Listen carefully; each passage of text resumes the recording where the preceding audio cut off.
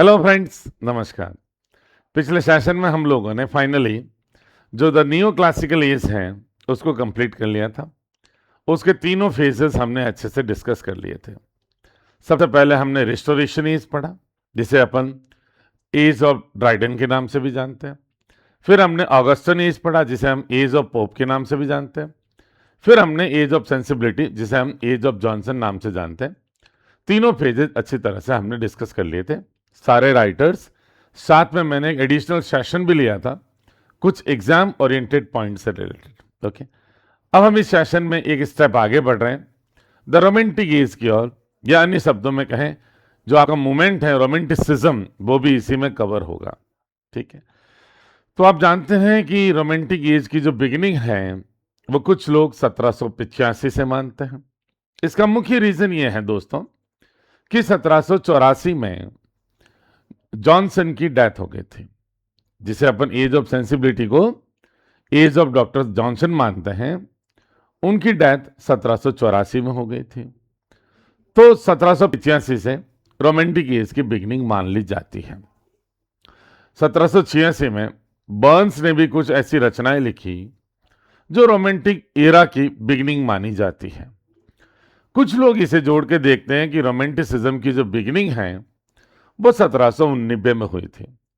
उनका लॉजिक ये है कि जो फ्रेंच रेवोल्यूशन हुई थी उसका इम्पैक्ट जो सोसाइटी में आया, वहीं से रोमांटिक एज की बिगिनिंग है। लेकिन अधिकांशतः मोस्ट ऑथेंटिक सोर्सेस से ये माना जाता है कि रोमांटिक एज की बिगिनिंग 1798 में 1798 में जो एस.सी. कॉलरिज और विलियम वर्ड्सवर्थ का जो जॉइंट एप्लीकेशन था लिरिकल बैलेट्स, इससे इसकी बिगिनिंग मानी जाती है। तो हमें याद रखना है, अगर सारी फेजेस अलग अलग दी हो तो हमें इसे रोमांटिक एज को किस में रखना है, 1798 से लेके 1837 तक। 1837 में क्वीन विक्टोरिया गद्दी पर बैठ गई थी, तो 1837 से फिर हम 1910 तक विक्टोरियन एरा के अंतर्गत वो लिटरेचर पढ़ते हैं, उसके अलग कैरेक्टरिस्टिक्स हैं। अब जब आप रोमांटिक एज की बात करते हैं या रोमांटिसिज्म जो मूवमेंट है उसकी बात करते हैं, तो ये एक तरह से बिल्कुल अपोजिट था या रिएक्शन था किसके प्रति, जो एग्जिस्टिंग सिस्टम ऑफ लिटरेचर था नियो क्लासिसिज्म, उसके अगेंस्ट ये रिएक्शन था। ये वापस मिडाइवल एज के जो राइटर्स हैं, रोमांटिक प्रोज वगैरह, जो प्रोज रोमांसेस लिखे गए थे, सिवाल्रिक स्टोरीज जो थी, बैलेड्स जो थे, उनकी तरफ अपना जाना चाहते थे। रोमांटिक राइटर्स का रुझान वापस मिडाइवल एजेस या मध्ययुगीन जो व्यवस्था थी लिटरेचर की, उस तरफ चली गई थी। इन्होंने जो नियो क्लासिसिज्म का रीजन वाला जो एस्पेक्ट है, साथ में एनलाइटनमेंट वाला जो एस्पेक्ट है, साथ में आप यूं कह लीजिए जो डेकोरम लैंग्वेज का है या क्लासिकल रूल्स का जो एडरेंस है, इन सब से मुक्ति पाने की सोची। ये इस व्यवस्था से एक तरह से उकता गए। इनको लगा कि जिस लिटरेचर में कोई नेचुरलिटी नहीं हो, स्पॉन्टेन्यूटी नहीं हो, वो लिटरेचर किस काम का। आप केवल रूल्स के दायरे में एक निश्चित भाषा या डिक्शन के डेकोरम में चल रहे हैं और हर बात में आप रीजन तलाश रहे हैं, जबकि दुनिया में 80% या 90% ब्रह्मांड की मिस्ट्रीज हैं, वो अभी तक हमारे लिए मिस्ट्रीज ही हैं। उनको हम एक तरह से एक्सप्लोर नहीं कर पाए, अनएक्सप्लोर्ड मिस्ट्रीज हैं 80%। इवन जो नियो क्लासिकल राइटर्स थे वो नेचर को भी एक ऑर्डर में, नेचर को भी सर्टेन लॉज के अंतर्गत डिस्क्राइब करते थे अपनी पोएट्री में। और वर्ड्सवर्थ, कीट्स, सेली, ऐसे जो राइटर्स हैं, इनका मानना था कि नेचर इमेजिनेशन से बेहतर डिस्क्राइब किया जा सकता है, इमोशंस का ओवरफ्लो ज्यादा होता है। प्लस नियो क्लासिकल राइटिंग जो थी वो अर्बनिटी पे और एरिस्टोक्रेटिक क्लास पे केंद्रित थी। इसमें सामान्य व्यक्ति का कोई स्थान नहीं था। There was no place for the common man in the literature. Romantic writers ने सोचा कि नेचर और कॉमन मैन के बीच बहुत गहरा संबंध होता है। कॉमन मैन रेसलिटी की भाषा नहीं जानता। कॉमन मैन का लाइफ इमोशंस से भरा होता है। वो नेचर को इमोशंस से देखता है। आग को अग्नि देवता हम मानते हैं, जल को हम पानी को जल देवता मानते हैं, वायु को हम वायु देवता मानते हैं। ये हमारे इमोशंस हैं एलिमेंट्स ऑफ नेचर के प्रति। तो रोमांटिक एज के राइटर्स ये मानते थे कि जिस लिटरेचर में स्पॉन्टेनिटी नहीं हो, स्वाभाविकता नहीं हो, जिस लिटरेचर में इमोशंस और इमेजिनेशन का नेचुरल फ्लो नहीं हो, केवल तार्किक बातें, बुद्धिमत्ता की बातें, और वो भी क्लासिकल रूल्स के एडियरेंस में उनका पालन करते हुए, ऑब्जर्व करते हुए उनको, और बनावटी भाषा जिसमें डिक्शन का डेकोरम जबरदस्ती मेंटेन किया जाए, ये कोई पोइट्री या लिटरेचर नहीं है। इनका मानना था कि लिटरेचर सेल्फ क्रिएशन का एक्सप्रेशन है, इंडिविजुअलिटी का मैटर है, ये नेचुरल गिफ्ट होता है गॉड का। तो जिस तरह से आपके इमोशंस आते हैं आपके अंदर, जिस तरह का आपका इमेजिनेशन होता है, उसको कॉमन मैन की भाषा में, है ना, ये कॉमन मैन की भाषा, यानी इनका सीधा सीधा एटीट्यूड था कि आप कॉमन मैन को डिस्क्राइब करो, क्योंकि कॉमन मैन सीधा सीधा नेचर से जुड़ा हुआ है। दूसरी बात, बनावटीपन हटाओ। ये जो क्लासिकल रूल्स, जो ग्रीक और रोमन मॉडल्स के आप कर रहे हो, ये हर्डल हैं। आपके जो वैचारिक फ्लो है, इमेजिनेशन का जो फ्लो है, इमोशंस का फ्लो है, इनको चेक करते हैं, आपके फ्लो को रोकते हैं, उल्टा पोइट्री की ब्यूटी को डिस्ट्रॉय करते हैं। तो एक तरह से ये नियो क्लासिसिज्म के प्रति एक तरह का रिवॉल्ट था, विद्रोह था। ठीक है। अब इसमें कुछ पॉइंट्स ऐसे हुए हैं जो आज हम सबके पसंदीदा राइटर्स रहे हैं। हम कितना नियो क्लासिकल पोइट्री को समझ पाते हैं।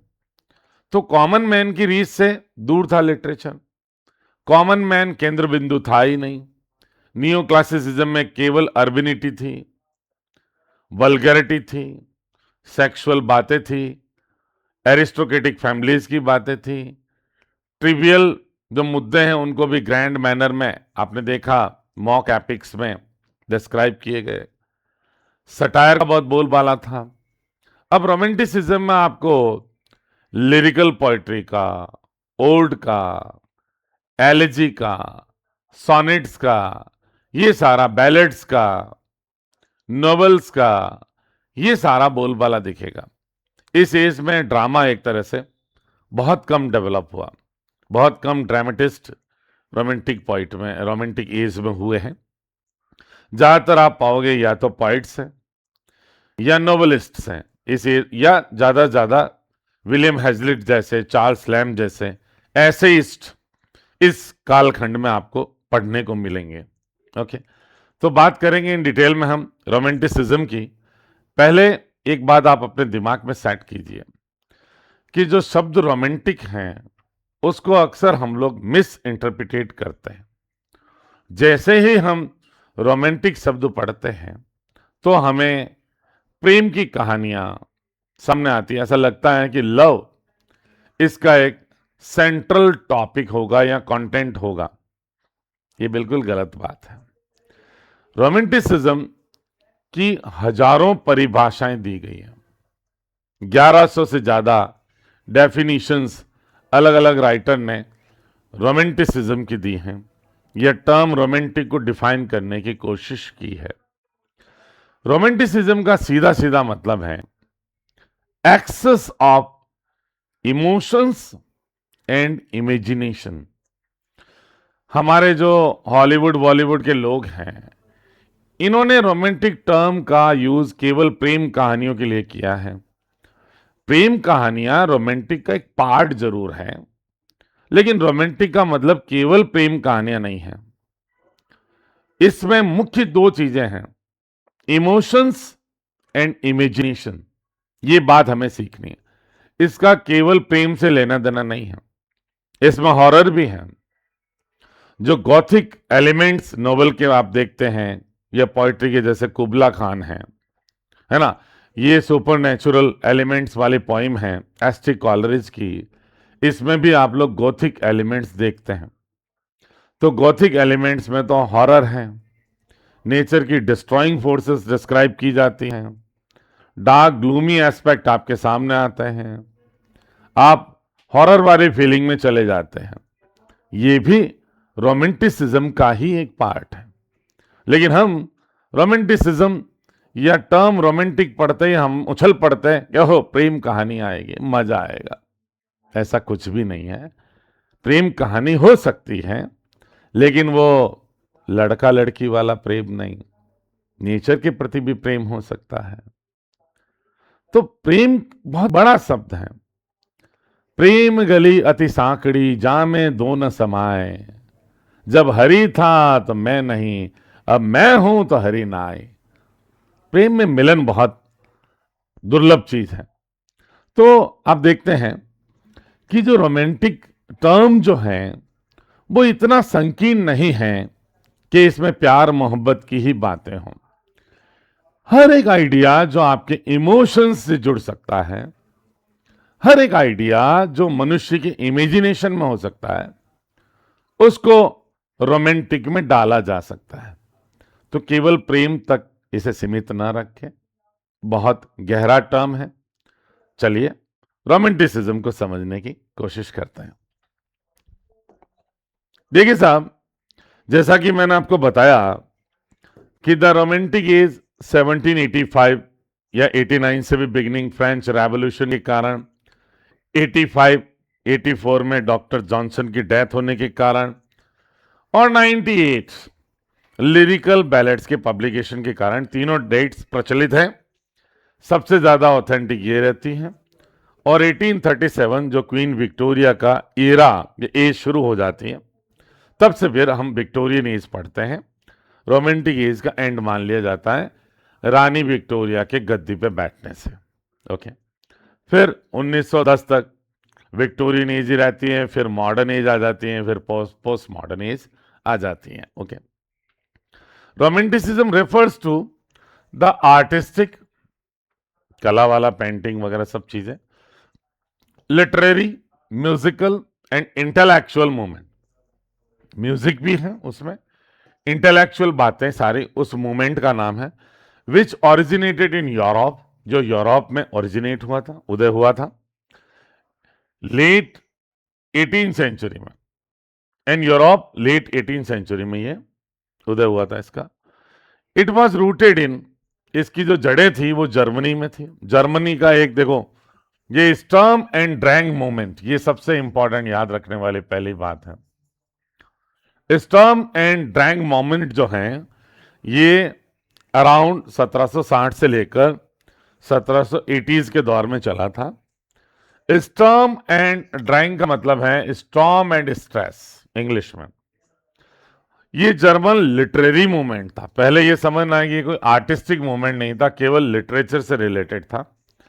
दैट प्रायोरिटाइज, जिसने प्राथमिकता दी, प्रायोरिटाइज इंटेंस, गहरे, रॉ इमोशन। रॉ, एक तो देखो इमोशन को आप अच्छी भाषा से पॉलिश्ड वे में कहते हो, ये बिल्कुल रॉ मतलब जैसा इमोशन जगा वैसा का वैसा पेश करना, रॉ इमोशन। सोफिस्टिकेटेड वे में अच्छे डिक्शन के साथ इमोशन को व्यक्त करना, ये फीचर नहीं था, ये न्यू क्लासिकल फीचर था। डिक्शन के डेकोरम को मेंटेन करते हुए लिखना, ये raw emotion, intense emotion, individualism. अब इंडिविजुअलिज्म मतलब सब्जेक्टिविटी। आप जानते हो कि न्यू क्लासिकल लिटरेचर का एक प्रमुख फीचर था ऑब्जेक्टिविटी। वो राइटर्स अपना इनपुट खुद का लिखने वाला, आई, मी, माई, ऐसे शब्द आप नियो क्लासिकल लिटरेचर में बहुत कम पाओगे। और रोमांटिक लिटरेचर में आप चाहे वर्ड्सवर्थ को पढ़ो, आप चाहे कीट्स को पढ़ो, आप चाहे शैली को पढ़ो, आप चाहे लैम को पढ़ो, आप चाहे हैजलिट को पढ़ो, आपको आई मी माई जैसे शब्दों का बोलबाला मिलेगा लिटरेचर में, और सीधा कन्वर्जेशनल टोन मिलेगी, बातचीत वाली शैली मिलेगी, कॉलोक्वियल लैंग्वेज मिलेगी, एवरीडे जो पब्लिक डिक्शन है, कॉमन मैन का जो लैंग्वेज है, उसमें बातें मिलेगी। तो क्लियर सा इंडिविजुअलिज्म झलकता है, व्यक्तिनिष्ठता झलकती है। किसमें? यस, रोमांटिक लिटरेचर में। और वहां पे सब्जेक्टिविटी थी, वस्तुनिष्ठता झलकती है। नियो क्लासिकल राइटर्स अपने पर्सनल लाइफ के एलिमेंट्स रीडर्स के सामने नहीं आने देते थे, अपनी ओपिनियन को दबा लेते थे। कंट्रोल्ड था, बैलेंस्ड था, पॉलिश्ड था, रेस्ट्रेंट उसमें था, है ना। ये सारी चीजें आपको नियो क्लासिकल लिटरेचर में मिलती हैं। इनका मैटर रॉ इमोशन से जुड़ा था, इंडिविजुअलिज्म, एनलाइटनमेंट के ऊपर इन्होंने प्राथमिकता इन चीजों को दी। रेशनलिज्म, ठीक है ना, तार्किकता, प्रबुद्ध काल की बातें, इनके ऊपर इन्होंने रॉ इमोशंस को और इंटेंस इंडिविजुअलिज्म को प्राथमिकता दी। किसने? रोमांटिक राइटर्स ने। ऑफन कॉल्ड द जेनिजीट, जेनिजीट पुकारा जाता है इसे। किसे? ये स्टर्म एंड ड्रैंग मूवमेंट के लिए एक और शब्द है, जेनिजीट। इसका मतलब है age of genius. It champion the creative, इसने पक्ष लिया क्रिएटिव, सृजनात्मक, अनरेस्ट्रेन्ड, बिना कंट्रोल किया हुआ, अनरेस्ट्रेन्ड जीनियस, जो प्रतिभा है पोएटिक, उसको इन्होंने चैंपियन किया। कवि के जैसे भाव मन में आए, दिमाग में आए, ये मन की बातें करते हैं और उसे कंट्रोल नहीं करना। लेट द हार्ट से व्हाट इट वांट्स टू से, दिल को वो कहने दो जो कहना चाहता है। डोंट चेक योर इमोशंस, अपने इमोशंस को मत रोको। डोंट चेक योर इमेजिनेशन, अपने इमेजिनेशन को मत रोको। Let your imaginative world come out of your heart, ये हार्ट का लिटरेचर है। नियो क्लासिसिज्म माइंड का लिटरेचर है, हार्ट को माइंड कंट्रोल करता है। ये कहते हैं let the mind B free, दिमाग को फ्री रहने दो। लेट द हार्ट स्पीक, दिल को बोलने दो। ऑफन कॉल्ड, ये जेनिजीट वाला हमने बात पढ़ लिया। Major figures included young Johann, अब देखो, वॉल्फगांग वॉन गाउथ, इसको प्रोनाउंस करते हैं गर्थ, गर्थ, अर का साउंड आएगा, गर्थ, गर्थ। आप भले गोथी पढ़ लो, कोई बात नहीं, हमें याद होना चाहिए। गोथी से अगर याद होती है पूरी बाल पोथी, तो लेट हिम बी गोथी, नो प्रॉब्लम्स। बाकी इसका प्रोनाउंसिएशन चेक किया मैंने गूगल पे, इट वाज वेरी स्ट्रेंज। ये है गाउरटाई, गाउरटाई। तो वॉल्फगांग वॉन गाउरटाई एंड फ्रेडरिक सिलर, ये दो नाम आपको याद रखने हैं। ये आप पढ़ रहे हो जर्मन स्कॉलर्स का, जर्मन फिलोसोफर्स हुए हैं दो, वॉल्फगांग वॉन गाउरटाई और फ्रेडरिक सिलर, ये दो नाम याद करें अभी। इनके मेजर वर्क देखो, गाउरटे का द सॉरोज ऑफ यंग वेर्दर, ये एक नाम आपको याद रखना है, द सॉरोज ऑफ यंग वेर्दर, ये 1774 की रचना इनकी। और सिलर का द रॉबर्स, इसका मतलब है डाई राउबर, ये एक्चुअल में जर्मन वर्जन इसका ये था, डाई राउबर, राउबर आर डिफाइनिंग वर्क। अब जर्मन पोएट फ्रेडरिक, ये देखो स्लीगल, फ्रेडरिक स्लीगल जो था, first use the term romantic, ये इंपॉर्टेंट बात है। कभी परीक्षा में पूछे सबसे पहले रोमांटिक शब्द का प्रयोग किसने किया, तो याद रखना फ्रेडरिक स्लीगल ये व्यक्ति था जिसने पहली बार रोमांटिक शब्द का प्रयोग किया। क्या बताने के लिए?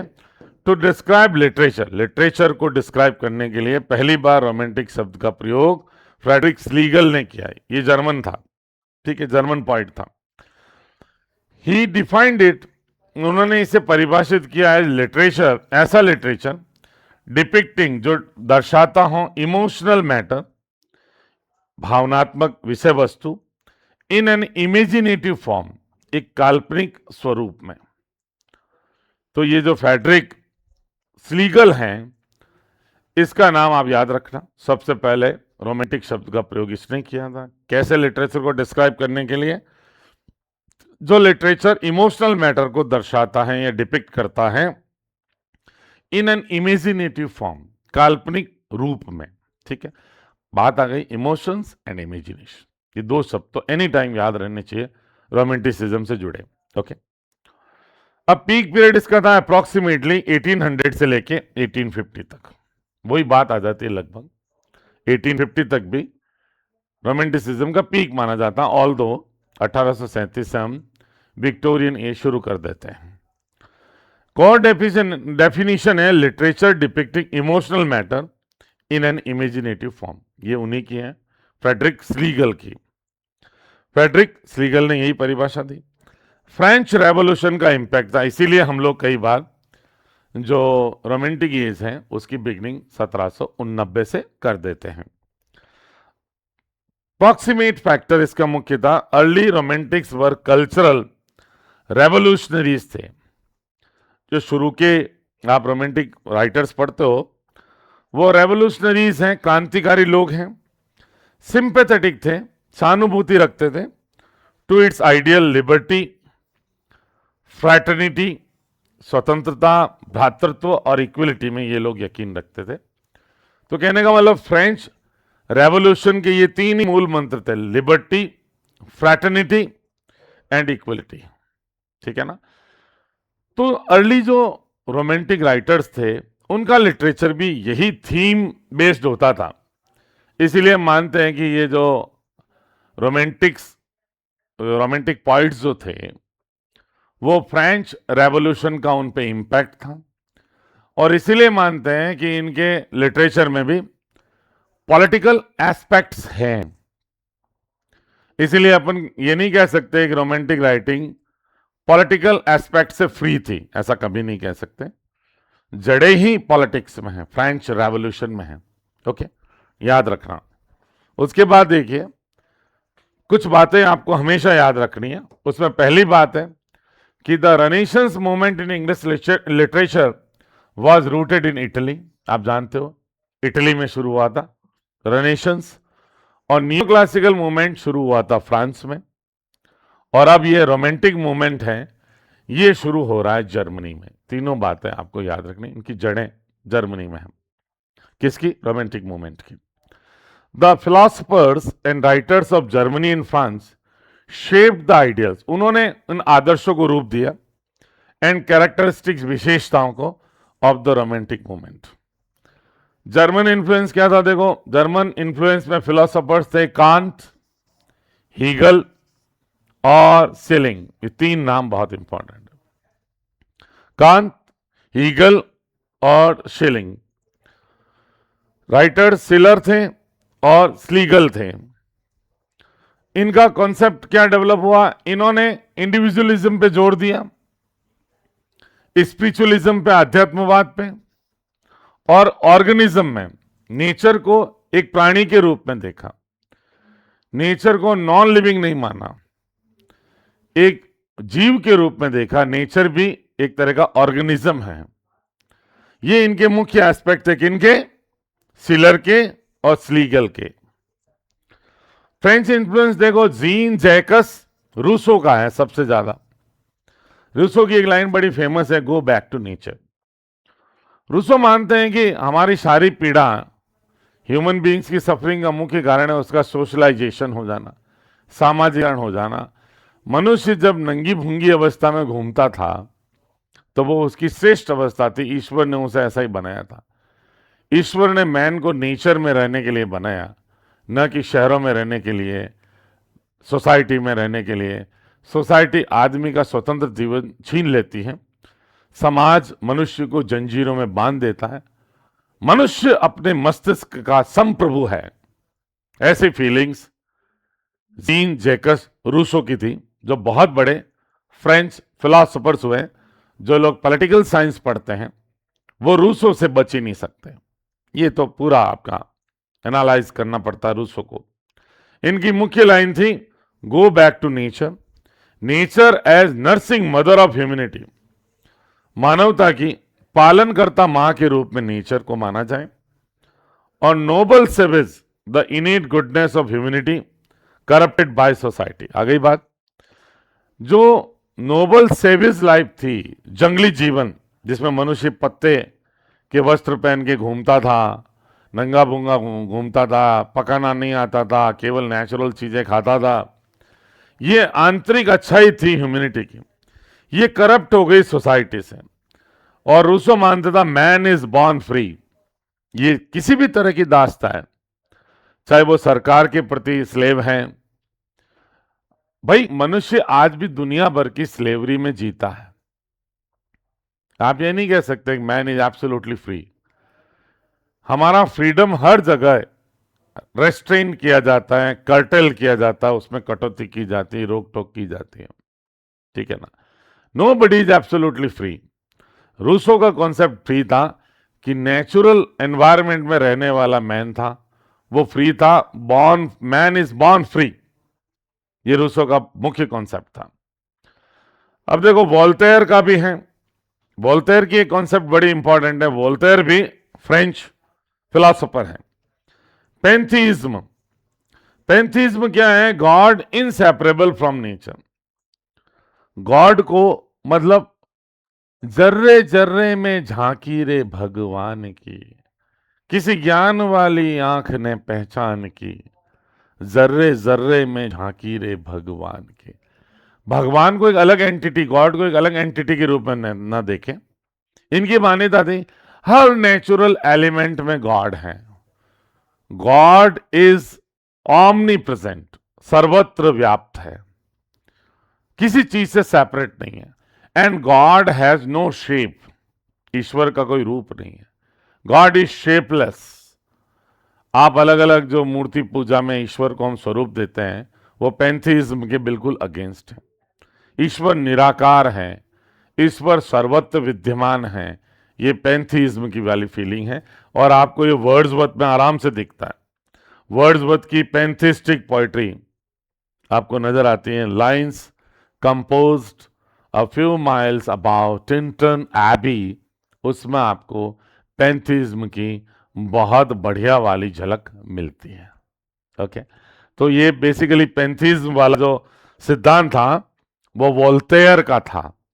French philosopher Voltaire, French philosopher Rousseau, इन सब के विचारों से रोमांटिक पोइट्स प्रभावित थे। जर्मन फिलोसोफर्स कांत, हीगल और शेलिंग और राइटर सिलर और स्लीगल, इन सब से रोमांटिक राइटर्स प्रभावित थे। कोई भी नाम इनसे परीक्षा में पूछा जा सकता है। सबसे पहले रोमांटिक शब्द का प्रयोग किसने किया? तो याद रखना, फ्रेडरिक स्लीगल ने ही किया सबसे पहले। फ्रेडरिक स्लीगल ये पहले जर्मन फिलोसोफर या राइटर थे जिन्होंने रोमांटिक शब्द का सर्वप्रथम प्रयोग किया। ओके, ये भूलने नहीं, इंपॉर्टेंट पॉइंट्स हैं। कोई बहुत डीप जाकर प्रश्न पूछे जाएं डेप्थ में तो ये सवाल पूछे जाते हैं। बाकी आमतौर पर रोमांटिक एज के बारे में इतना कुछ राइटर्स के बारे में पूछने को रहता है कि इतने बेतुके सवाल परीक्षाओं में नहीं पूछे जाते, अभी तक नहीं पूछे गए। लेकिन हमें तैयार रहना है कि परीक्षा में कुछ भी पूछा जा सकता है। ये माइंडसेट हमारा होना चाहिए।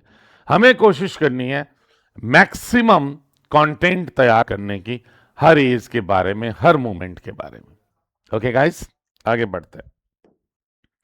In literature, romantic refers to the literary movement from the late 18th to mid 19th century. वो आप 18th century, late 18th century का मतलब हो गया 1790s का दशक, लेट वही है 18th सेंचुरी, और मिड 19th का हो गया 1850 तक का. दैट प्रायोरिटाइज, जिसने प्राथमिकता दी इमोशन को, इंडिविजुअलिज्म को, इमेजिनेशन को और सबलाइम को, सबलाइम ब्यूटी ऑफ नेचर. ये चार चीजें याद रखनी है. इनिशियल चीजें बहुत है याद रखने के लिए. इमोशन, इंडिविजुअलिज्म, इमेजिनेशन और Sublime beauty of nature. Sublime beauty का मतलब ऑ इंस्पायरिंग, ऑ इंस्पायरिंग कोई चीज हो उसे अब हम सबलाइम कहते हैं. Great, grand, grand beauty, Sublime. समझ रहे हो? सबलाइम शब्द का यूज भी लिटरेचर में बड़ा इंटरेस्टिंग है. अब देखो, इन्होंने प्रेफरेंस दिया किसके ऊपर? इन चीजों को प्रेफर किया नियो क्लासिकल रीजन पे, ऑर्डर पे, साइंटिफिक फैक्ट पे. ये नियो क्लासिकल राइटिंग के फीचर थे. रीजन, ऑर्डर, साइंटिफिक फैक्ट्स, है ना, क्या कहते हैं, ऑर्नेट डिक्शन, सजावटी भाषा, अर्बनाइजेशन, ये सारी बातें, करप्शन, सोशलिज्म, सोशल लाइफ पे फोकस था. मैन को लिमिटेड माना नियो क्लासिकल राइटर्स ने, कहा सोसाइटी के बंधनों में रहता है. ये इंडिविजुअलिज्म पे आए. इनको वापस वही मडीवल जो वैलर, शौर्य की कहानियां थी वो इंस्पायर करती थी रोमांटिक पोइट्स को. मडीवल जो लिटरेचर था, मडीवल थिंकिंग थी. इन्होंने कहा ये लॉजिक और रीजन और ये सब जीवन की ऐसी तैसी करने के तरीके हैं. जो मडाइवल एजेस के लोग थे, मध्ययुगीन लोग, जिनको कोई रीजन पता नहीं, कोई लॉजिक पता नहीं, फिर भी हैप्पी थे, अपने हिसाब से चीजों को इंटरप्रिटेट करते थे, वो लोग ज्यादा खुश थे क्योंकि वो रूल्स से बंधे हुए नहीं थे. उनकी थिंकिंग में फ्रीडम था, उनकी लाइफ में फ्रीडम था. हमेशा ध्यान रखो, जो एग्जिस्टिंग मॉडल होता है उससे लोग जल्दी उकता जाते हैं. अब हमारे देश में आप देख लो, हम लोग आजाद हुए लगभग 80 साल हो गए. अब हम वापस देश को किधर ले जा रहे हैं? 80 साल तक हमने स्टेबल ग्रोथ की, अभी भी ग्रोथ हो रही है, no doubt. I don't want to be political, approach मेरी नहीं होनी चाहिए उसमें. लेकिन देखो, हमने सेक्युलरिज्म चुना, हमने प्रेफर किया रिलीजन के ऊपर सेक्युलरिज्म को. हमने कोशिश की कि इंडिया भी एक साइंटिफिक रेशनल कंट्री के रूप में उभरे, और हमने लगातार प्रोग्रेस की. इसीलिए जो एक्सट्रीमिस्ट रिलीजन वाले कंट्रीज हैं उनसे हम ज़्यादा प्रोग्रेस किए हुए. अगर हम हमारे पड़ोसी देशों को देखें, एक्सेप्ट चाइना, तो हमारी देश की ग्रोथ एग्जाम्पलरी रही है. हमने आईआईटी में यकीन रखा है, हमने इसरो में यकीन रखा है, होमी जहांगीर भाभा इंस्टीट्यूट पे यकीन रखा है. हमने साइंस को हमेशा तवज्जो दी है. और आप खुद देख लीजिए, दुनिया में जहां जहां साइंस को ज़्यादा तवज्जो दी गई, रिलीजन को कम, उनका आप टेक्नोलॉजिकल डेवलपमेंट देखें, कई गुना ज़्यादा होगा. साइंटिफिक डेवलपमेंट देखें, कई गुना ज़्यादा होगा. और जिन देशों ने केवल रिलीजन का ढिंडोरा पीटा है, वो अपनी ऐसी तैसी करवा चुके हैं, और लगातार उनकी होगी, लगातार होगी. तो सेक्युलरिज्म वाली बात इनका था. ये भी रीजन, ऑर्डर, साइंटिफिक फैक्ट से बाहर आना चाहते थे. It emphasise subjective experience. Romanticism में व्यक्तिनिष्ठ अनुभवों को तवज्जो दी गई, और नियो क्लासिकल में ऑब्जेक्टिव एक्सपीरियंसेस को. यहां सब्जेक्टिविटी आ गई, आई मैं क्या महसूस कर रहा हूं, दुनिया वैसी है, भले ही उसमें लॉजिक हो चाहे नहीं हो. दुनिया के हर फिनोमिनन को इमोशनल एस्पेक्ट से देखा जाता है, न कि लॉजिकल एस्पेक्ट से, नियो क्लासिकल की तरह. स्पॉन्टेनिटी देखी जाती है, स्वाभाविकता, सहजता. सहज रूप में आपको नदी क्या लगती है, वो है नदी. न कि साइंटिफिक अप्रोच या लॉजिक रेशनलिटी में नदी क्या है वो नहीं। समुद्र आपको स्पॉन्टेनिटी में क्या नजर आता है, स्वाभाविक रूप से, सहज रूप से, वो इंपॉर्टेंट है रोमांटिक राइटर्स के लिए। And often focused on the exotic. Exotic का मतलब होता है जो नेटिव नहीं है, विदेशी, एलियन, लैंड से जुड़ी बात एग्जॉटिक होती है। एग्जॉटिक जो आपको मिलता ही नहीं अपने समाज में, ऐसी चीजों को इमेजिन करना, वो एग्जॉटिक है। एग्जॉटिक सेटिंग्स होती है। कविता की सेटिंग ऐसी ले ली, ऐसी जगह बता दी जो आपने धरती पे कहीं देखी नहीं है, आपने अपने देश में, अपने समाज में ऐसा कोई प्लेस देखा ही नहीं है, तो वो इमेजिनरी वर्ल्ड जो कविता में डिस्क्राइब किया जा रहा है उसे अपन पुकारेंगे एग्जॉटिक। याद रखना, एग्जॉटिक सुपर नेचुरल, अलौकिक, असंसारिक, जादू टोना, भूत प्रेत, स्वर्ग नरक, ये सब सुपर नेचुरल एलिमेंट्स हैं। हमें इस नेचर में नहीं दिखते, लेकिन हम इमोशंस में हैं, इमेजिनेशन में हैं। सुपर नेचुरल और the everyday lives of common people, ये सबसे इंपॉर्टेंट बात। ये सारे देखो, आप जब रोमांटिसिज्म पढ़ते हो और उसके मुख्य फीचर्स ही आपको नहीं पता चलता, बड़े ढालूनुमा तरीके से पढ़ते रहते हो। मुख्य फीचर्स क्या है रोमांटिक एज के? इमोशन है, इमेजिनेशन है, simple language of the common people है, एग्जॉटिक सेटिंग्स हैं, सुपर नेचुरल एलिमेंट्स हैं, ये सारी चीजें। इवन जो नशीले ड्रग्स है, नशीले ड्रग्स, उनका भी एलिमेंट मिलता है रोमांटिसिज्म में। ओपियम एडिक्टेड थे, अफीम नया नया इंग्लैंड में प्रचलन में आया था, तो कई राइटर्स अफीम के नशे में, आहा, जैसे कुबला खान, अफीम के नशे में ही एस्टिक कॉलेज ने लिख डाली, पूरी हुई नहीं, नशा उतर गया, इमेजिनेशन खत्म हो गया। नशा भी इमेजिनेशन को जगाता है। आप जानते हो, नशे में आदमी कुछ भी इमेजिन कर ले और फिर उस इमेजिनेटिव चीजों को राइटिंग में लाना, तो वो क्या बन जाता? एग्जॉटिक बन जाता, सुपर नेचुरल बन जाता है। Romantic in this context is distinct, पूरा भिन्न है, बहुत अलग है, from the modern colloquial use of the term. जिस तरह से आज हम मॉडर्न बोलचाल में रोमांटिक शब्द प्यार मोहब्बत के लिए यूज करते हैं, उससे पूरा डिफरेंट है, which typically relate solely to the romantic love. आजकल मॉडर्न यूज कॉलोक्वियल बोलचाल की भाषा में अपन रोमांटिक लव की ही बात करते हैं। ये सारे फीचर्स भाषा के, पोइट्री के, इमेजिनेशन, इमोशन, ये उसको काफी डिफरेंट बनाता है हमारे प्यार मोहब्बत वाले कॉन्सेप्ट से।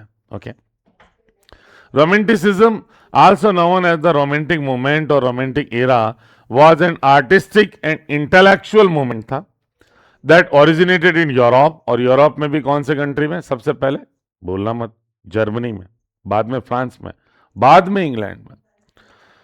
Originated हुआ यूरोप में toward the end of the 18th century. The purpose of the movement was to advocate, इस आंदोलन का जो उद्देश्य था वो था पक्ष लेना, वकालत करना, किसकी? For the importance of subjectivity, व्यक्तिनिष्ठता का महत्व बताना, इमेजिनेशन का महत्व, and the appreciation of nature in society and culture. अब देखो, सोसाइटी और कल्चर में नेचर को अप्रिशिएट करने की भावना थी, in response to the ages of enlightenment and the industrial revolution. अब देखो, फ्रेंच रेवोल्यूशन के दौर में एक तरह से इंडस्ट्रियल रेवोल्यूशन भी थी, औद्योगिक क्रांति भी थी। अब फैक्ट्रीज लग रही थी, कारखाने लग रहे थे, ये जो प्रकृति का नेचुरल अर्थ का जो लैंडस्केप था ना, उसकी ब्यूटी को डिस्ट्रॉय कर रहे थे। लोग धुएं से दुखी हो गए थे, लोगों को ये चेंज रास नहीं आया, पसंद नहीं आया। लोगों को लगा था कि ये जो अपन इंडस्ट्रियल रेवोल्यूशन है, ये नेचर की एस्थेसिस कर देगा और नेचर में हमें ज्यादा सुकून मिलता। आज भी देख लो, हम लोग जो शहरों में रहते हैं, 2-4 दिन गांव में बिताते हैं, क्या फीलिंग आती है। जैसलमेर में कैंप फायर करते हैं, क्या फीलिंग आती है। कश्मीर में किसी शांत जगह पे नदी के किनारे बैठ के कुरकुरे खाते हैं या वेपर्स खाते हैं, क्या लुत्फ आता है। तो आज भी हमें लगता है कि the real source of pleasure is nature, not these factories and towns and cities and urbanity. I mean ये कुछ नहीं, ये रियल सोर्स ऑफ प्लेजर होता तो हम नेचर की लैब में क्यों दौड़ते बार बार फुदक फुदक के मेंढक की तरह। इसीलिए ना, तो nature and society in response to the age of enlightenment and the industrial revolution, it emphasise subjective experience पे इन्होंने जोर दिया, स्पॉन्टेनिटी पे जोर दिया, and often focused on the exotic supernatural और the everyday lives of the common people. अब neo classical age में कॉमन पीपल की तो बात ही नहीं थी। मैंने आपको क्या बताया, अर्बन एरिस्टोकेटिंग सोफिस्टिकेटेड लोगों की बात होती थी। किसमें? अरे भाई, नियो क्लासिकल एज में। ओके, आगे बढ़ते हैं।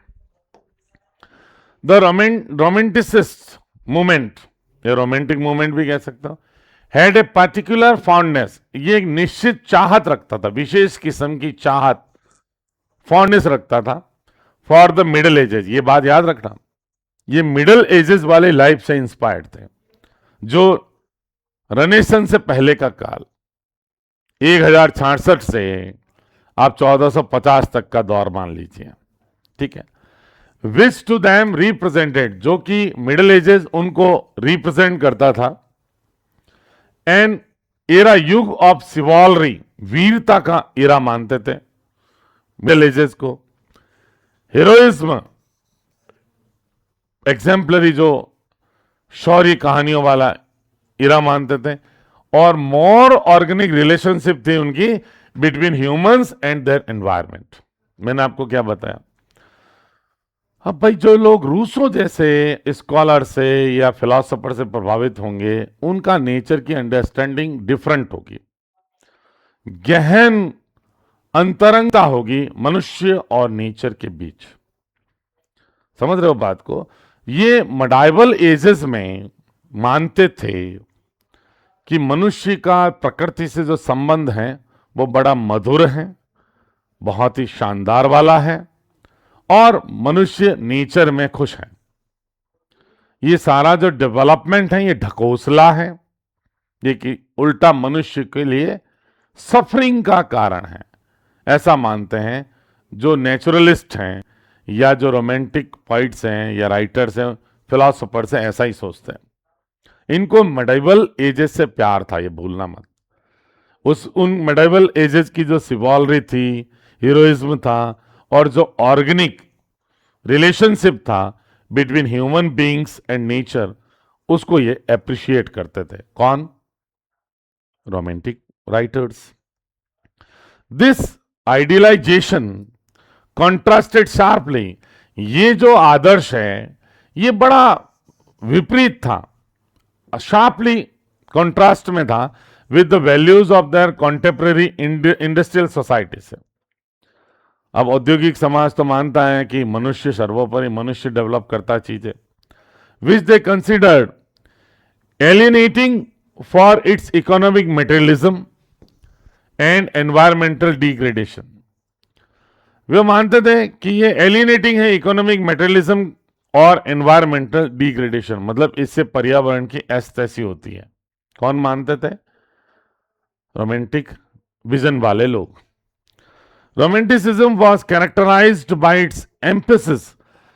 रोमांटिक जो मूवमेंट था, इसकी विशेषता थी, इसने एम्फेसिस दिया, जोर दिया ऑन इमोशन, संवेगों पे, भावना पे, और इंडिविजुअलिज्म पे, as well as the glorification of the past. Past कौन सा past? Medieval ages, middle edges.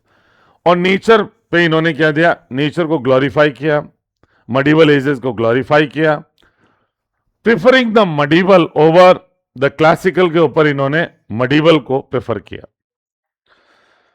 Romanticism was partly reaction to the industrial revolution के कारण भी था, and the prevailing ideology of the age of enlightenment या as of sensibility जो भी है, न्यू क्लासिकल एज की बात हो रही है, specially the scientific rationalization of nature. मैंने आपको क्या बताया, न्यू क्लासिकल राइटर्स नेचर में भी साइंस थोपते थे। वो मानते थे कि इवन नेचर में भी सर्टेन लॉज होते हैं, नेचर उन्हीं लॉज को फॉलो करती है, नेचर भी कुछ भी इमोशन से नहीं चलती है। इन्होंने नेचर को भी रीजन से जोड़ा। हर नेचुरल फिनोमिनन उसको डिस्क्राइब करते समय इन्होंने reason, logic, order, balance, restraint, ये सब चीजें काम में ली न्यू क्लासिकल राइटर्स ने। ठीक है। Romanticism place the highest importance on the freedom of artist. बहुत इंपॉर्टेंट लाइन है। रोमांटिक राइटर्स कहते हैं इंडिविजुअल का फ्रीडम चाहिए, जो लिख रहा है लेट हिम और her assume a tone of his intimacy. जैसे उसमें इमोशंस आ रहे हैं, जैसा उसका इमेजिनेशन है, उसी शैली में उसे लिखने दो। Let him be free from all the nonsense classical rules. ठीक है। To authentically express their sentiments and idea, जिससे वो बड़े प्रामाणिक रूप से एक्सप्रेस कर पाए अपने सेंटिमेंट्स और आइडियाज। ठीक है, बात समझ में आ रही है। अब आपको क्लासिकल गाने सुनाऊं मैं, आप भाग जाओगे, जबकि आपको नेचुरल आजकल के आपकी स्टाइल के जैसे गाने चाहिए। अरे यार, वो भी म्यूजिक है। Let music be music, whether it is classical और whether it is according to the choice of the composer, it doesn't make any difference. वो वाली बात। Okay. Key characteristics of romanticism in literature, emphasis on emotion and intuition. ये intuition क्या है? सहज बोध, सहज बोध या मन की समझ, अन्य शब्दों में कह सकते हो मन की समझ, सहज ज्ञान। कई बार आपको ऐसे ही चीजें फील हो जाती है, अच्छा बस उसको आप मान लेते हैं, दैट इज इंट्यूशन। तो इनका एम्फेसिस था इमोशन पर, इंट्यूशन पे। हार्ट फेल्ट फीलिंग, ये देखो आ गई बात, मन की समझ, spontaneity and inner experiences were valued. आंतरिक अनुभवों को जोड़ दिया गया ओवर इंटेलेक्ट एंड लॉजिक। दिमाग को फ्री रखना, दिमाग की बत्ती गुल रखना, हार्ट की बत्ती जला लेना। Okay. Nature as a spiritual force, प्रकृति पैंथिस्टिक बात है, प्रकृति में ही ईश्वर है, ईश्वर ही प्रकृति है ना। पैंथिस्टिक फीलिंग है, स्पिरिचुअल फोर्स के रूप में नेचर को। Nature was depicted as a powerful, mystical और अनटेम्ड, जिसको कंट्रोल नहीं कर सकते, अनटेम्ड फोर्स है, providing a necessary escape from industrialized city life से। ये बहुत बड़ा एस्केप प्रोवाइड करती है। आप वहां से, आपको इंडस्ट्रियलाइज्ड सिटी लाइफ से भागना है तो प्रकृति कहती आजा आजा जिंदे सामी आने के तले आजा। समझ गए? और कोई सहारा देने वाला नहीं, नेचर ही सहारा देने वाला। Individualism and subjectivity, the focus was on the inner world of the individual. Individual के इनर वर्ल्ड पे फोकस था। ऑब्जर्वेशन, दिमाग क्या कहता है, उस पे फोकस नहीं।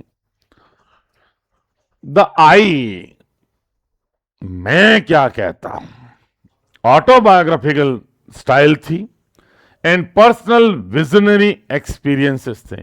और व्यक्तिगत जो आपको विजन होता है, दिव्य दृष्टि में चीजें जो दिखती हैं, वो एक्सपीरियंसेस समाहित किए जाते हैं रोमांटिक पोइट्री में।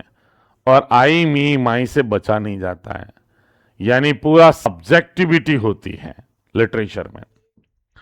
The exotic, supernatural and medievalism. Exotic आप समझते हो, मैंने आपको बता दिया, जो एलियन लैंड्स वाली बातें, जिनसे आप फैमिलियर नहीं हो, ऐसे जगहों, स्थानों की सेटिंग्स को कहते हैं exotic settings. Exotic, supernatural and medieval. Romanticism often explored romanticism अक्सर एक्सप्लोर करता था मिस्टीरियस, रहस्यमय, डिस्टेंट, दूर के और मडीवल टेल्स, जो मध्ययुगीन कहानियां थी जिसमें सिवॉलरिक रोमांस था, वीरतापूर्ण रोमांचक गाथाएं थी, rather than classical rational themes की बजाय इनकी बातें, मडिवलिज्म इसमें आ जाता था। ठीक है। Idealisation of the common man का आदर्श रूप देना। Stories often celebrated ordinary people को सेलिब्रेट करते थे, सिंपल लाइफ को, गांव देहात की बातें होती थी, किसान की बातें होती थी, एंड फॉकलॉर और आम जनता रादर देन एलीट क्लास और एरिस्टोक्रेटिक विषय नहीं होते थे कुलीन लोगों के। इमेजिनेशन ओवर रीजन, रीजन पे इन्होंने इमेजिनेशन को तवज्जो दिया। The imaginative faculty was celebrated as the ultimate creative power, as seen in the works of poets like Wordsworth, S.T. Coleridge, say studies on romanticism in English literature. ठीक है, जैसा कि इनके काम बताते हैं, स्टडीज ऑन रोमेंटिसिज्म पे in English literature. Okay, ये जो स्टडीज हैं रोमेंटिसिज्म पर, ये स्टडीज आपको ये बातें कहती हैं। क्या कहती हैं? कि इमेजिनेटिव फैकल्टी सेलिब्रेट की गई अल्टीमेट क्रिएटिव पावर के रूप में। जैसा कि आपको वर्ड्सवर्थ और कॉलरिज की अगर आप स्टडीज करें रोमेंटिसिज्म पे इंग्लिश लिटरेचर में, तो ये बात आपको बताते हैं, स्टडीज आपको ये कहती हैं। ठीक है। कोर थीम्स क्या है? देखो, द सब्लाइम। सब्लाइम होता क्या है? Sense of of and terror in the face of nature. एक आश्चर्य और डर की फीलिंग होती है नेचर के फेस में। आपको नेचर को एक मिस्टीरियस फोर्स के रूप में देखा जाता है, grand force beyond control, that is sublime. ये याद रखना। मेलनकली एंड सॉलिट्यूड, देखो उदासी, उदासी का मेडिटेशन से गहरा संबंध है। पेंसिव मूड, मेलनकलिक मूड, इससे क्या होता है कि आदमी ह्यूमन मॉर्टेलिटी को बेहतर समझ पाता है, ह्यूमन नेचर को, ह्यूमन लाइफ को। तो यहां दुखी का मतलब रोना और धोना वाली फीलिंग नहीं है, वो पेंसिव मूड है, आदमी जिसमें विचारशील रहे। ठीक है ना, कॉन्टेम्पलेटिव मूड की बात हो रही है, और गंभीर होगा तभी कॉन्टेम्पलेटिव होगा, विचार करने योग्य होगा।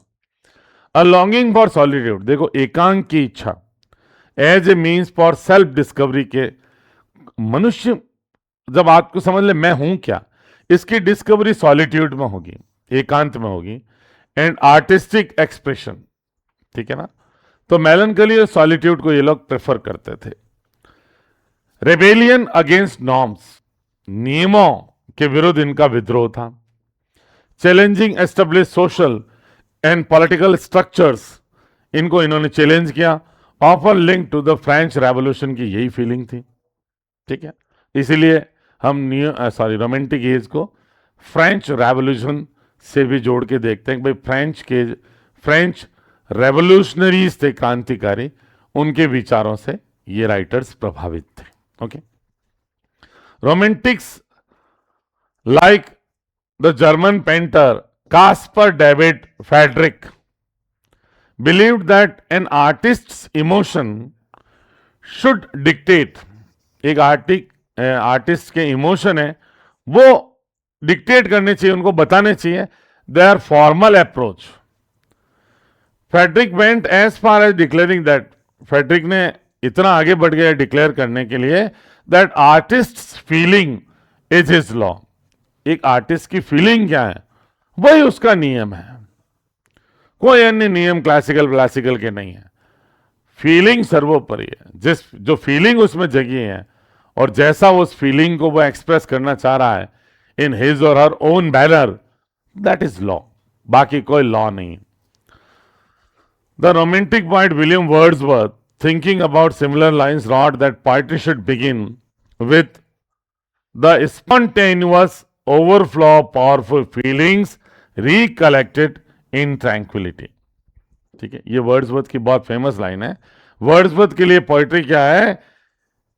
The spontaneous overflow of powerful feelings. ये पावरफुल फीलिंग्स कहां मिलती है आपको? रिकलेक्टेड इन ट्रैंक्विलिटी, आपको सॉलिट्यूड में मिलती है। जब आप अकेले होते हो, एकांकी होते हो, तो जो पावरफुल फीलिंग्स आपके भी मन में आती हैं, उसका स्पॉन्टेनियस ओवरफ्लो करना, वही पोइट्री है। पावरफुल फीलिंग्स का स्पॉन्टेनियस ओवरफ्लो करना, वही पोइट्री है वर्ड्सवर्थ जैसे राइटर्स के लिए। Which the poet then recollect, जो पावरफुल फीलिंग्स पोइट इकट्ठी करता है इन ट्रैंक्विलिटी, शांति में, एकांत में। Enabling the poet to find suitable unique form, इससे एक पोइट क्या है, बहुत ही उपयुक्त यूनिक फॉर्म उसे मिल जाता है for representing such feelings rather than observation of any rules. किसी भी रूल और रूल्स को ऑब्जर्व करने की बजाय आप शांति में बैठे, आपके मन में क्या पावरफुल फीलिंग्स आई हैं, उसका स्पॉन्टेनियस ओवरफ्लो कर दो, बिना फॉर्म की चिंता किए, बिना अन्य कोई चिंता किए। वही पोएट्री है वर्ड्सवर्थ जैसे लोगों के लिए।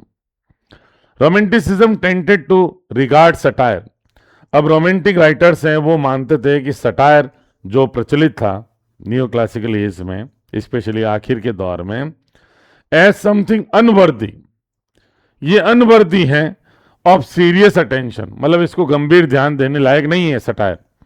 अ व्यू स्टिल इन्फ्लुएंशियल टुडे, और अभी तक ये विचार महत्वपूर्ण प्रभाव रखता है, इन्फ्लुएंशियल है।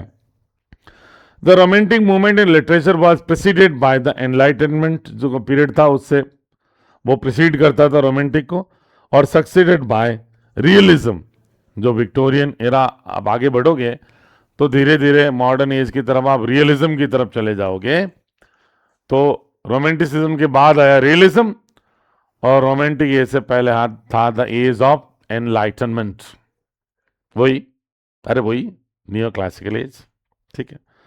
टॉमस चैटरटन, इंपॉर्टेंट लाइन आपके लिए है, टॉमस चैटरटन को माना जाता है पहला रोमांटिक पोएट इंग्लिश में, ये भूलना मत बाबू।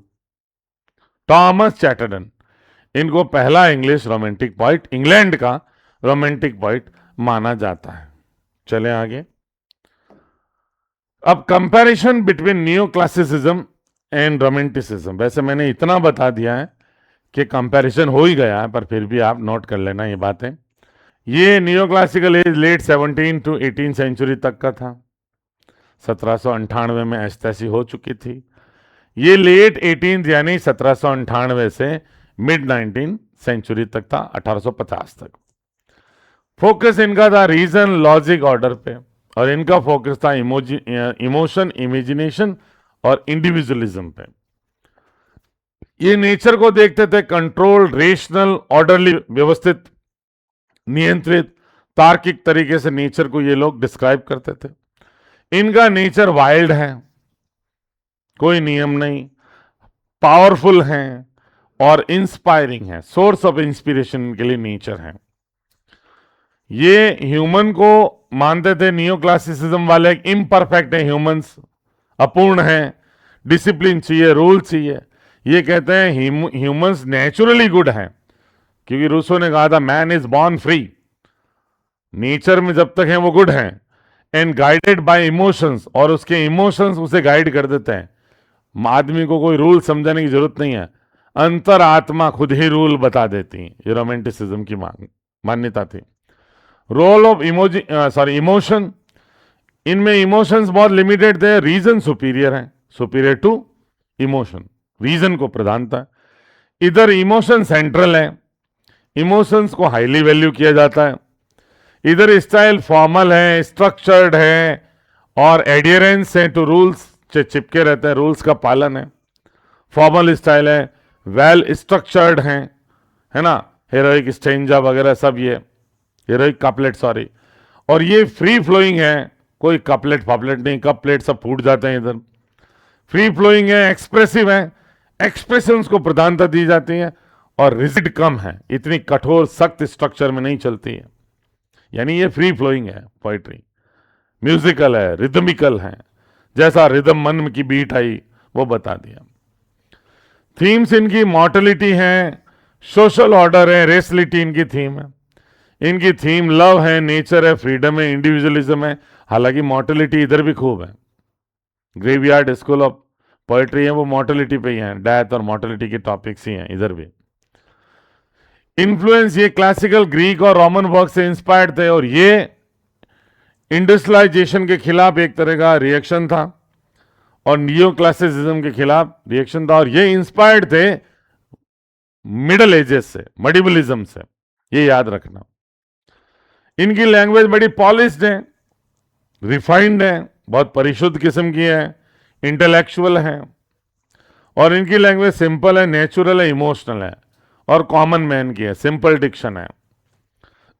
इनको ये सोसाइटी को देखते थे, ये एम्फेसिस करते थे सोसाइटी पे, सोशल नॉर्म्स पे, और ये एम्फेसिस करते थे इंडिविजुअल पे और पर्सनल एक्सपीरियंस पे। उन्होंने कहा समाज की ऐसी तैसी, एक व्यक्ति सोचता क्या वो बात सही है इनके लिए, रोमांटिक राइटर्स के लिए। इमेजिनेशन, ये इमेजिनेशन को रीजन से कम तवज्जो देते थे। कौन? Neo classical writers. और रोमांटिक राइटर्स सबसे ज्यादा इमेजिनेशन को सबसे ज्यादा वैल्यू करते थे और सेलिब्रेट करते थे। Typical genres neo classical writing में आपको सटायर मिलेगा, एसेज मिलेंगे, हेरोइक कपलेट्स मिलेंगे, इधर पोएट्री मिलेगी, लिरिकल बैलेट्स मिलेंगे, नॉवेल्स मिलेंगे। फेमस राइटर इधर अलेक्जेंडर पोप है, ड्राइडन है, स्विफ्ट है, इधर विलियम वर्ड्सवर्थ है, सैमुअल टेलर हैं, कॉलरिज हैं, लॉर्ड बायरन हैं, कीट्स हैं। तो ये बहुत सारा डिफरेंस आपको समझ में आ जाना चाहिए। ओके, और इतना हमने पढ़ लिया अभी तक कि ये डिफरेंस हमें यूं ही दिखाई दे दें अगर हम दिमाग लगाएं तो। अगली बात, द गॉथिक नॉवल, जो गॉथिक नॉवल की आप लोग बातें करते हो, अलग से आपके सिलेबस में भी है। बिगिनिंग विद होरास वॉलपोल्स, ये होरास वॉलपोल जो है उसका एक द कासल ऑफ ऑट्रेंटो था, ऑट्रेंटो, द कासल ऑफ ऑट्रेंटो, इसे पहला गॉथिक नॉवल माना जाता है। गॉथिक नॉवल की बिगिनिंग यहीं से होरास वॉलपोल है, उनका नॉवल है, यह 1764 में लिखा गया। Was an important precursor of one strain of romanticism का एक तरह से ये एक ब्रांच की तरह है, स्ट्रेन है। विद डिलाइट इन हॉरर, और ये लोग हॉरर में भी, आजकल देखते हैं बच्चों को हॉरर फिल्म पसंद आती है, उनको उसमें ही मजा आता है, उसमें डिलाइट एंड थ्रेट, खतरे में आनंद आता है, एंड एग्जॉटिक पिक्चरेस्क सेटिंग्स में मजा आता है। एग्जॉटिक वही जो स्थानीय नहीं हो, विदेशी, एलियन, वो वाला एग्जॉटिक है। In English literature, the key figures of romantic movement are considered to be a group of poets including William Wordsworth हैं, सैमुअल टेलर कॉलरिज हैं, S T Coleridge, John Keats हैं, लॉर्ड बायरन हैं, Percy Bysshe शैली हैं, और much older William Blake हैं। ये सब रोमांटिक पोइट्स हैं। नॉवेलिस्ट एज वॉल्टर स्कॉट है, स्कॉटलैंड के, मैरी शैली हैं, है ना, and the essays William Hazlitt भी हैं, और चार्ल्स लैम्स भी, ये मेजर नाम है। The publication of 1798 lyrical ballads with many of the finest poems by Wordsworth and Coleridge is often held to mark the start of the movement. ये lyrical ballad से ही मूवमेंट की beginning मानी जाती है, शुरुआत। The majority of the poems in lyrical ballads में जो ज्यादातर पोएम्स किसने लिखी? वर्ड्सवर्थ ने। और many dealt with the lives of the poor, अनेक कविताओं किससे संबंध रखती थी? लाइव्स ऑफ द पुअर से डील करती थी। In his native lake District में, और his feelings about nature which he more fully developed in his long poem the prelude. Prelude में उसने अपनी ज्यादा नेचर के प्रति फीलिंग एक्सप्रेस की, वर्ड्सवर्थ ने। Never published in his life time, prelude कभी उसकी लाइफ टाइम में पब्लिश हुई नहीं थी। The longest poem in the lyrical ballads was Coleridge की the rime of the ancient mariner, ये सबसे लंबी पोइम है इस कलेक्शन की लिरिकल बैलेड्स की, एस टी कॉलरिज की। We showed the gothic side of English romanticism का गोथिक साइड भी, आप ये मान के चलो गोथिक जो एस्पेक्ट है लिटरेचर का वो रोमांटिसिज्म से ही जुड़ा है, उसको सेपरेट करके आप देख ही नहीं सकते। Okay, and the exotic setting that many works featured, और एग्जॉटिक सेटिंग वही जो खुद के देश की नहीं हो, विदेशी ऐसी भूमियां जो इमेजिनेटिव लैंड्स हैं, कल्पना की धरती, कल्पना के जगहें, वहां की एग्जॉटिक सेटिंग्स आपको गोथिक नॉवेल्स में, सुपर नेचुरल चीजें ये सब मिलती हैं। ओके, द लेक पोइट्स भी एक कंसेप्ट चला था, इंपॉर्टेंट है परीक्षा की दृष्टि से। The Lake poets is a term use for a group of English poets who all lived in the Lake District of north west England के लेक डिस्ट्रिक्ट में ये रहते थे in the first half of the 19th century, 1850 के आसपास। As a group they followed no single school of thought, एक group के रूप में वो किसी थॉट की स्कूल को फॉलो नहीं करते थे और लिटरेरी प्रैक्टिस को फॉलो नहीं करते थे जो उस समय ज्ञात थी। मतलब ये अपना खुद का पर्सनल अप्रोच रखते थे। ये उदित नारायण की तरह थे, ना तो किशोर कुमार को फॉलो किया, ना मुकेश को फॉलो किया, अपना खुद का जॉनर मेंटेन रखा उदित नारायण ने, बहुत सिंपल अपनी आवाज में। तुम पास आए यूं मुस्कुराए, बस खुद की ढंग से मुस्कुरा के गाता रहता था उदित नारायण। खुद का एक अलग सा अप्रोच है, तो इनका भी लेक पोइट्स का खुद का अप्रोच था लिखने का। The three main figures of what has become known as the Lake school, तीन इंपॉर्टेंट नाम आपको याद रखने हैं, William Wordsworth, S T. Coleridge and Robert Southey. ये तीन नाम आपको याद होने चाहिए। ये लेक पोइट्स पुकारे जाते हैं। They were associated with several other poets, से जुड़े हुए वो थे जिनमें विलियम वर्ड्सवर्थ की बहन है डॉरोथी वर्ड्सवर्थ, चार्ल्स लैम्ब भी हैं, मैरी लैम्ब भी हैं उसकी लुगाई, चार्ल्स लॉयड भी हैं, हार्टली कॉलरिज भी हैं, जॉन विल्सन भी हैं और टॉमस डी क्विंसी भी हैं। लेकिन इनके नाम आपको याद नहीं रखने, आपको तीन ही नाम याद रखने हैं, विलियम वर्ड्सवर्थ, एस.टी. कॉलरिज और रॉबर्ट साउदी। ये लेक पोइट्स में तीनों के नाम आपको आने चाहिए। ये बाकी तो इन लोगों से संबंध तो हो गए यार, अन्य राइटर से, राइटर से दोस्ती तो करेगा ही। The first generation of romantic poets में भी ध्यान रखना, the first generation of romantic poets जो एक्टिव थे 1790s के दशक से 1810s के दशक तक, वॉज प्राइमरीली लेड बाय, ये फर्स्ट जनरेशन, इसमें विलियम वर्ड्सवर्थ, एस.टी. कॉलरिज और विलियम ब्लेक, तीन नाम आप याद रखना, वर्ड्सवर्थ, एस.टी. कॉलरिज और William Blake. These poets pioneered a shift from neoclassical to emotional tone, इन्होंने ही सबसे पहले शुरू की। और the second generation romantic poet में लॉर्ड बायरन है, पर्सी बिशे शैली है और जॉन कीट्स है। ये तीन नाम आपको याद रखने सेकेंड में।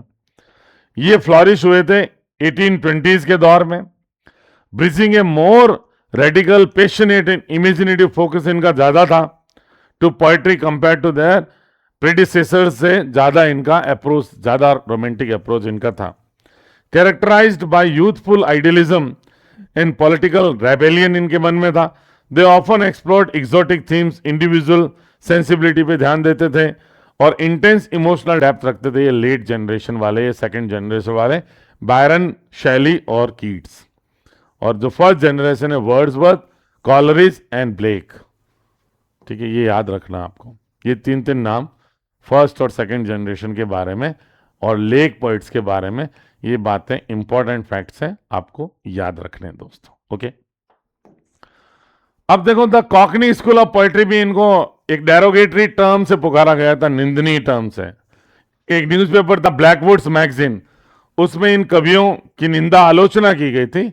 The Cockney school of poetry was a derogatory term था, अपमानजनक, निंदा करने वाला टर्म था, कॉइंड बाय कंजर्वेटिव, जो रूढ़िवादी ब्लैकवुड्स मैगजीन थी, कंजर्वेटिव थी अप्रोच इनकी, ये नए लोगों को क्या समझेगी। इन 1870 में इनकी निंदा की गई to insult London based romantic poets, primarily Leigh Hunt हैं, जॉन कीट्स और विलियम हेजलिट को एक तरह से इंसल्ट करने के बेस उद्देश्य से ये cockney school of poetry term दिया गया था।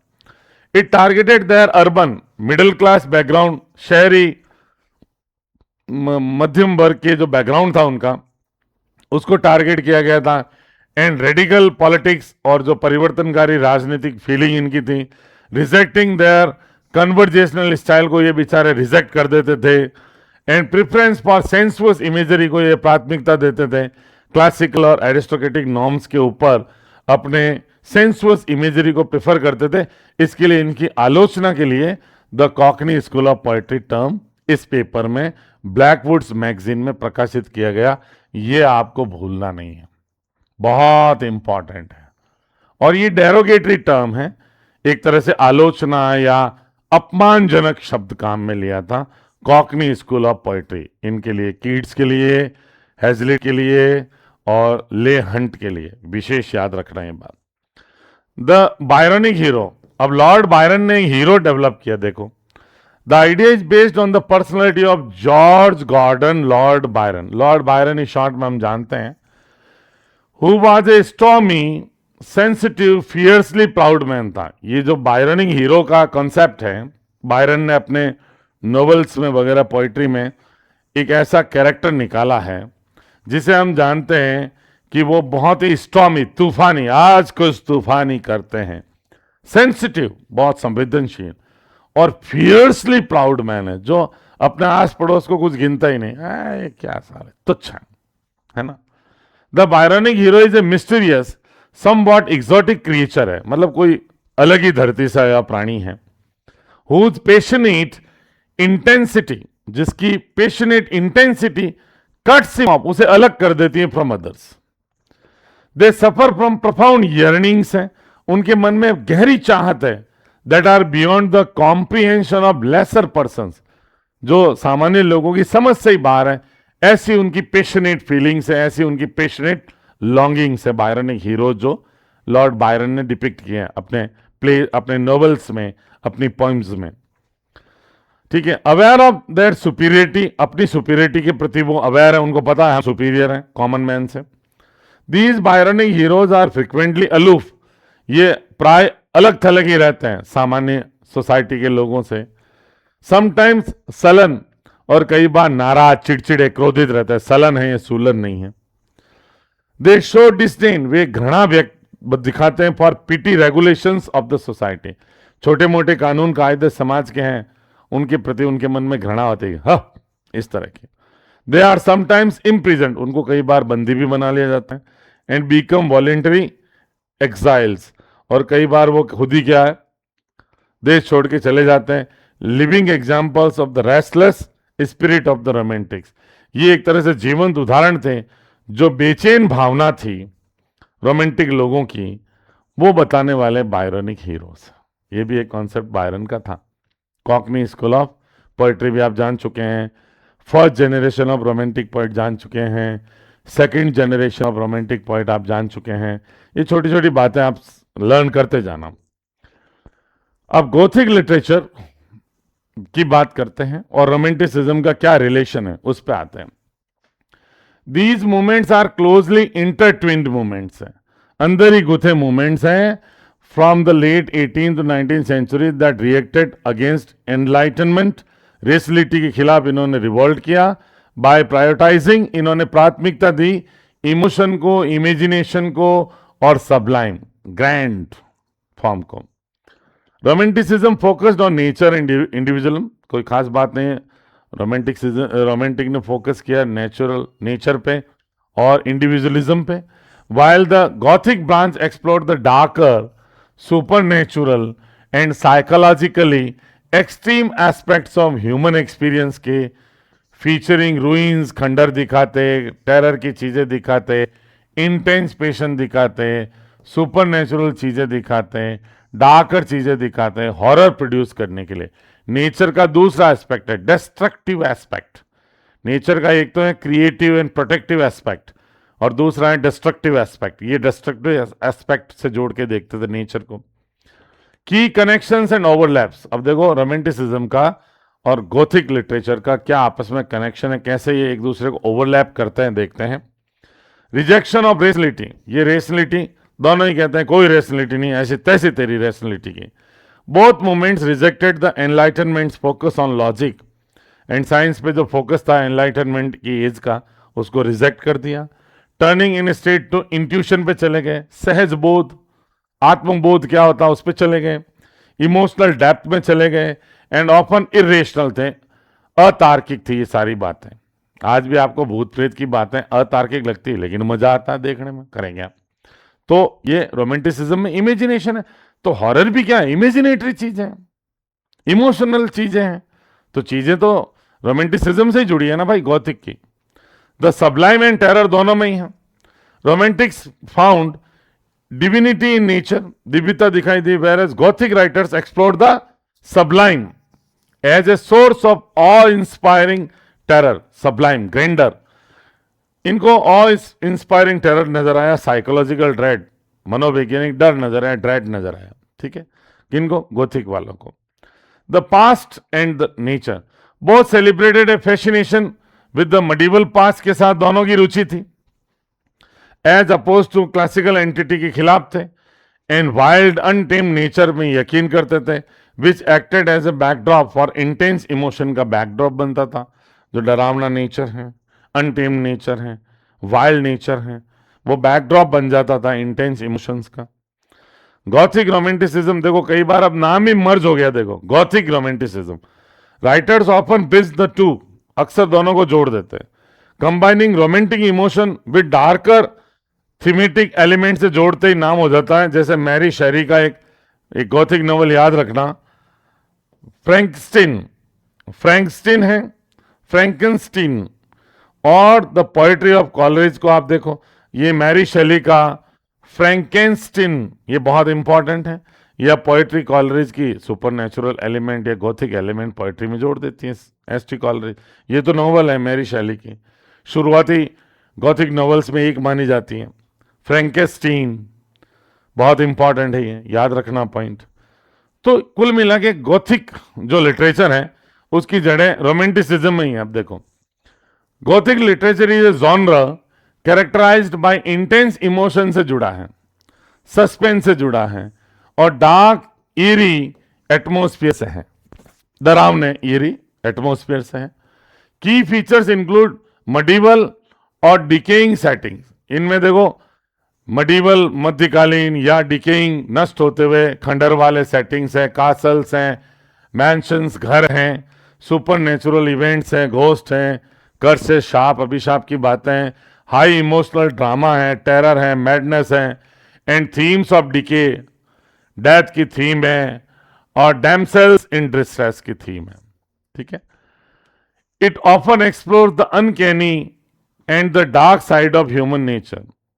जो अनकैनी, जो बुरे और डार्क साइड है ह्यूमन नेचर के, उसको गॉथिक नॉवल एक्सप्लोर करता है. It was an of shot of romantic literature. ये बहुत इंपॉर्टेंट लाइन है रोमांटिसिज्म के बारे में. अक्सर ये लाइन परीक्षाओं में एक ऑप्शन में कहीं न कहीं टिकाई जाती है.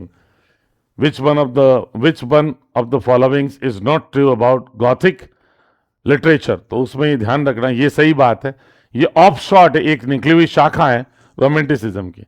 Gothic literature was the predecessor of modern horror movies के प्रेडिसेसर यही है, पूर्वगामी चीज. जो पूर्वगामी चीज आज की हॉरर मूवीज की क्या है? गॉथिक लिटरेचर ही है. In both theme and style में Gothic literature put a spin on the romantic idea of nature worship के आइडिया पे स्पिन मारती है Gothic literature, and nature imagery पे, along with nature having the power of healing.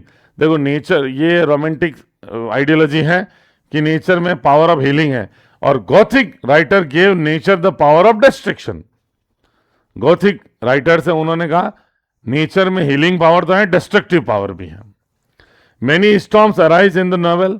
Novel में कई storms उधर, अच्छा ये कहां पर, हाँ ठीक है, मेनी स्टॉर्म्स उठ खड़े होते हैं नॉवेल में, including storms the night the creature comes to life. वो स्टॉर्म भी जिसमें प्राणी, दुनिया का पहला प्राणी जीवन में आया, तूफान में ही आया. The most common features of gothic literature is the indication of mood through the weather. Weather के माध्यम से ये मूड रिफ्लेक्ट करते थे, है ना. ऑटम सीजन है या स्प्रिंग सीजन है या इंटेंस विंटर है, उसके थ्रू ये उसके मूड बाहर आते थे जो नोवेल चल रहा उसका, कहानी या कलाकारों का मूड. ओके, तो ये गॉथिक लिटरेचर के बारे में कुछ इंपॉर्टेंट बात थी. की एलिमेंट्स गॉथिक लिटरेचर के क्या, देखो एटमॉस्फेरिक सेटिंग क्या है. स्टोरीज ऑफन अकर इन आइसोलेटेड और रूइंड लोकेशन में आती हैं, सच एज कासल्स, मोनेस्ट्रीज और डंजन्स, और डंजन मतलब जेल, और डार्क एंशिएंट फॉरेस्ट्स यहाँ पे होती है सेटिंग. सुपर नेचुरल एक्टिविटी होती है. इन एस्किप्लिकेबल इवेंट्स होते हैं जिनसे आप बच नहीं सकते। भूत होते हैं, वेम्पायर्स होते हैं, आत्माएं होती हैं, भूत प्रेत आत्माएं और ऑब्जेक्ट्स कमिंग टू लाइफ, जीवंत हो उठते हैं, तस्वीरें चीजें उठ खड़ी होती है, आपके ऊपर आ जाती है। Drive the suspense. High emotion होते हैं, टेरर होता है।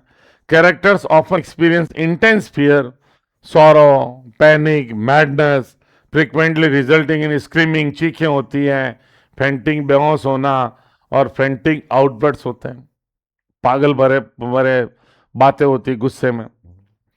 The damsel in distress, female characters are often isolated और परस्यूड और imprisoned by a powerful tyrannical male figure होता है, ठीक है, creating a sense of vulnerability का सेंस पैदा होता है। तो वो जो फीमेल कैरेक्टर्स को आप आइसोलेट करते हो, परस्यू करते हो, इम्प्रिजन बनाते हो, ये जो फीलिंग है इसको एक शब्द में कहते हैं द डैम्सल इन डिस्ट्रेस। और the dark mystery and suspense आपको नजर आता है।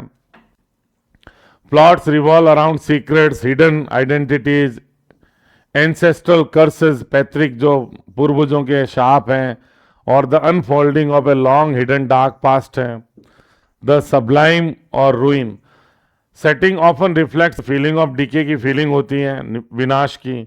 वह grand beautiful yet the ruined architecture highlight the passage of time and fragility of human Endeavour की फ्रेजिलिटी, कमजोरी को बताते हैं। कुल मिला के वो पुराने महल किले वगैरह। विलेनस फिगर्स आते हैं, कैरेक्टर्स आर ऑफन कॉम्प्लेक्स होते हैं, मैनिपुलेटिव होते हैं, डेमनिक होते हैं, मतलब राक्षस जैसे, who act with immense cruelty के साथ एक्ट करते हैं। मिटोनॉमी ऑफ ग्लूम, दुख का ही एक तरह से मिटोनॉमी है। The use of specific imagery to create gloomy mood such as wind howling, जैसे हवा तेज चल रही है, डोर स्लैमिंग, दरवाजे धड़ाम धड़ाम बंद हो रहे हैं, फुट स्टेप्स अप्रोचिंग और क्लैंकिंग, चेन्स हैं, जंजीरें बजती हुई, ये सब मिटोनॉमी होता है, दुख का मिटोनॉमी बन जाते हैं, एक तरह से रूपक बन जाते हैं। तो ये आपके गॉथिक लिटरेचर की खूबियां होती हैं। अभी रोमांटिसिज्म में इसलिए हमने थोड़ा पढ़ा है, अलग से पूरा पढ़ सकते हैं, कौन कौन से गॉथिक नॉवेल्स पॉपुलर रहे, कौन कौन से राइटर्स रहे, इनकी इन डिटेल अपन डिस्कस करेंगे अलग से। लेकिन अभी गॉथिक लिटरेचर का रिलेशन किस प्रकार से रोमांटिक राइटिंग्स हैं वो बात हमने समझने की कोशिश की है। तो आई फील आज के लिए खूब है, क्योंकि फिर आपका ज़्यादा भेजा पक जाएगा और भेजे में चीज़ें ज़्यादा आएगी नहीं। आगे कंटिन्यू करेंगे रोमांटिक एज को, नेक्स्ट सेशन में हम और रोमांटिक एज के फीचर्स, राइटर्स वगैरह जानेंगे। तब तक आप थोड़ा पेशेंस रखिएगा, चीज़ों को कवर करने में थोड़ा बहुत टाइम लगता है, लेकिन मज़ा तब आता है जब सारी कंसेप्ट हमारी क्लियर हो जाए। Is that clear guys? Thank you so much.